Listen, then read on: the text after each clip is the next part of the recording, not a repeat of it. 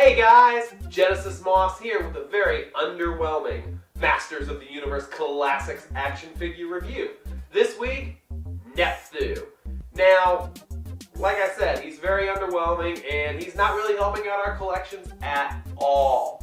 So, let's go ahead and take a look, see what few new parts he has, and find out exactly how underwhelming this figure is.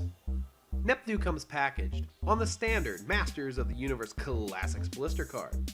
On the back of that package, we see a selection of other characters available in the line, as well as a brand new bio for Nepthu. Out of the package, he is really nothing too special, so as always, we will start off with his head sculpt. Honestly, this is the best part of the figure.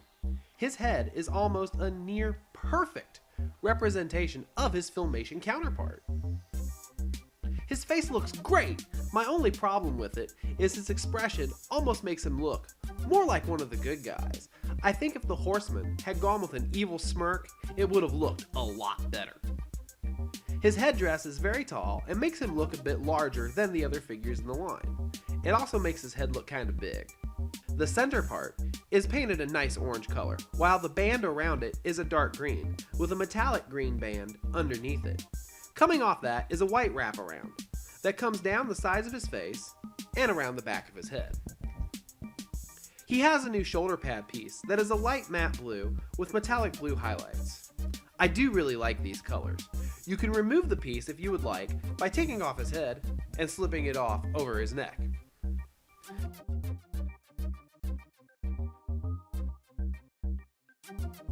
From the neck down, he is on the standard male buck. His arms, however, have a new bicep piece, which is painted in the same colors as his shoulder pads. Not sure what else these new shoulders could be used for, but it is nice to see at least some new tooling on this guy. He has a new loincloth piece, which is orange with metallic orange highlights. I really like the detail on this piece, and would love to see this reused sometime in the future.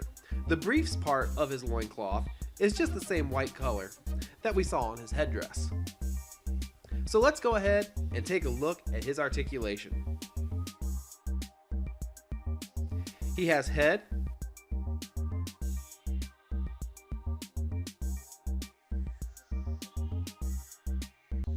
shoulder,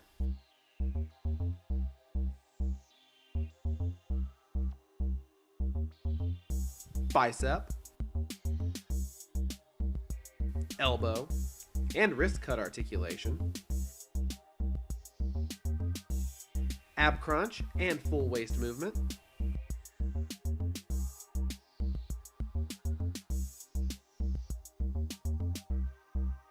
hips,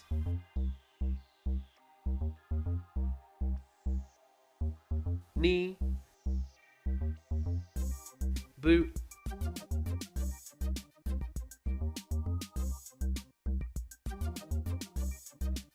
and ankle cut articulation.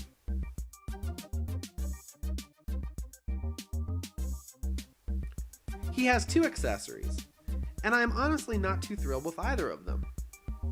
One is kinda cool, but is missing an important piece for display, and the other is just blah. So let's go ahead and take a look at the blah accessory, and that is the Ankh or Scarab if you follow the Filmation canon. It is just a simple golden Ankh with a reddish-orange scarab in the middle of the top portion. It's supposed to fit in his open hand, but honestly, I had a hard time posing him with it. Seems like it really wants to fall right out of his hand. The other accessory is something I am kind of sick of seeing in this line, but thankfully, it is a brand new sculpt and not just a reuse of parts, and that is the Diamond Zoar.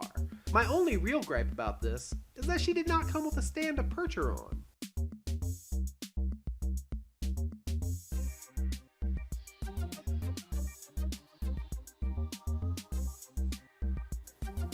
So like I said at the beginning, this guy is not the best toy in the bunch. In fact, I don't even rank him up there in the top 50. So with us having just a little over 100 figures, that tells you how low on the list he is for me. Now, Mattel, you really cheaped out. You could have included a perch for Zoar. I mean, seriously. Really? This guy's mostly reused parts.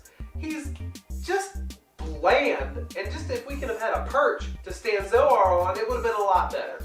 And you would not have put him over budget by including that perch. But let me get off my soapbox here and quit complaining about this toy and say thank you guys so much for watching. Please don't forget to subscribe to my channel. Follow me on Twitter at IHaveThePower82. Check out my sponsors and my Facebook page, which have links in the bottom in the show notes. And we'll see you next time.